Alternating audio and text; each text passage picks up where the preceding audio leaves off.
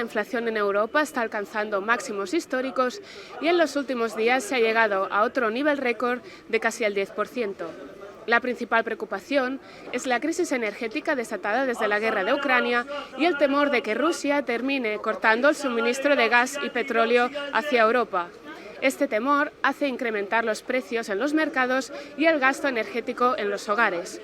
Uno de los países principalmente afectado por este incremento de precios es el Reino Unido, que podría llegar a una inflación del 22%, una cifra similar a la que vivió durante la posguerra.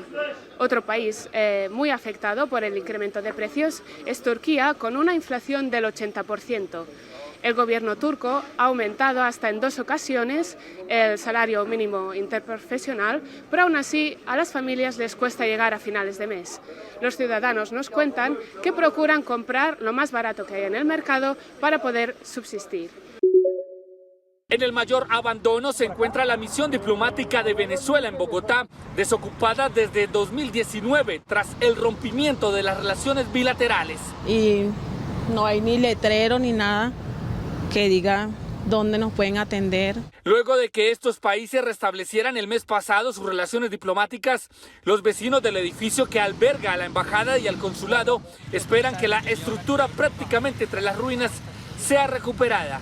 El embajador Armando Benedetti en Venezuela creería que uno de los primeros pasos para ello es organizar la embajada de Venezuela en Colombia. La Voz de América contactó al nuevo embajador de Venezuela en Colombia, Félix Plasencia, quien a través de mensajes aseguró que todos los espacios de Venezuela en esta jurisdicción serán rescatados. Estamos en empeño de resolver todo y poder estar en condiciones activas. En Bogotá tenemos varias propiedades históricas que vamos a rescatar después del irresponsable maltrato y afectación mezquina. Más de 2 millones de venezolanos residen en Colombia. El embajador de Venezuela en Colombia, Félix Plasencia, también nos confirmó que se encuentra despachando desde un edificio al norte de la ciudad.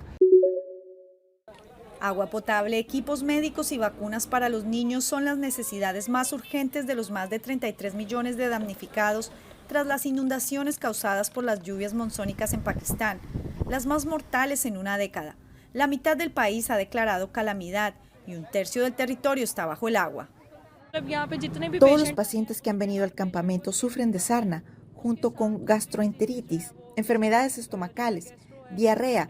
Aparte de eso, algunos sufren de infecciones en el pecho, tos y la fiebre es común.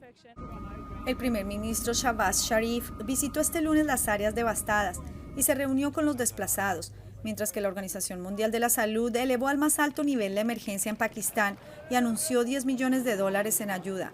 Según cifras oficiales, las lluvias monzónicas 5 veces más poderosas trajeron destrucción, matando al menos 1.314 personas, entre estos 458 niños, 700.000 animales de granja y destruyendo más de 1 millón de casas. Los daños ascienden a $10.000 millones. Ese país de casi 230 millones de personas posee más de 7.000 glaciales, la cantidad más alta después del Ártico y que se están derritiendo a consecuencia del cambio climático según expertos. Ese deshielo expone a Pakistán a una gran vulnerabilidad. Meteorólogos predicen más lluvias en la región cercana al lago Mencher, por lo que autoridades urgen a los habitantes a evacuar de inmediato. Según el último parte oficial, a 46 personas ascendía la cifra de muertos a causa del sismo de magnitud 6,8 grados en la escala de Richter que sacudió en horas del mediodía del lunes al distrito de Luding, en la suroriental provincia china de Sichuan. En su más reciente rueda de prensa, las autoridades locales informaron de que aún 16 personas permanecían desaparecidas y se reportaban más de 50 heridas. El epicentro del terremoto se localizó a 39 kilómetros de la cabecera de Luding, donde hay varias aldeas en un perímetro de solo 5 kilómetros.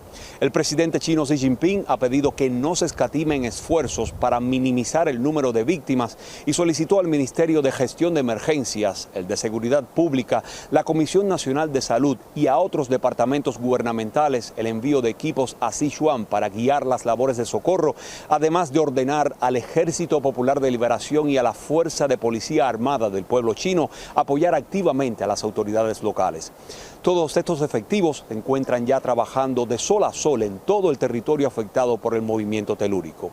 A raíz de ese trágico incidente, sí ha reiterado la importancia de fortalecer la monitorización sísmica, la prevención de daños colaterales y la celeridad en la evacuación de las zonas afectadas. En las próximas horas, las autoridades locales comparecerán nuevamente ante los medios para ofrecer más detalles sobre el número de damnificados y pérdidas materiales que ha dejado este sismo, el peor que se reporta desde 2017 en Sichuan, donde precisamente en 2008 tuvo lugar el más devastador en la historia de China desde que se tienen registros, con una magnitud de 8 grados en la escala de Richter. El embajador de Estados Unidos en Rusia, John Sullivan, terminó su mandato como principal diplomático estadounidense en Moscú después de casi 3 años, abarcando las administraciones de Trump y Biden, y se retirará de una larga carrera en el servicio gubernamental. Mientras, Rusia estaría comprando millones de proyectiles y cohetes a Corea del Norte, esto según lo reveló el periódico The New York Times. El diario cita como fuente documentos desclasificados recientemente por la inteligencia estadounidense que señalan que Moscú se ha visto obligado últimamente a recurrir a estados parias en busca de suministros militares. Desde Washington, Sofía Pisani, de La Voz de América para Telearuba.